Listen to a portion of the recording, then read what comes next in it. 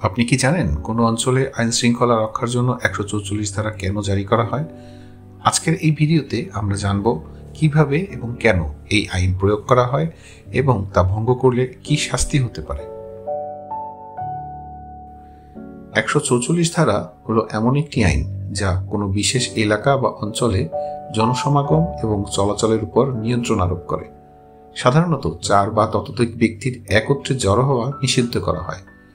প্রশাসন যখন মনে করে যে জনসমাগমের ফলে অশান্তি বা সহিংসতা ছড়াতে পারে, তখন তারা এই ধারা জারি করে।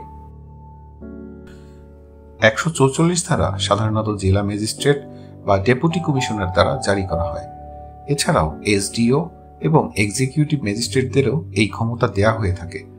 এর উদ্দেশ্য জনসাধারণের নিরাপত্তা নিশ্চিত করা এবং সম্ভাব্য সহিংসতা প্রতিরোধ করা।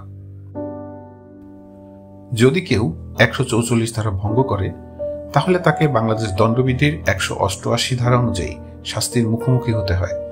শাস্তি হতে পারে ১ মাস পর্যন্ত কারাদণ্ড বা ২০০ টাকা জরিমানা অথবা উভয় দণ্ড।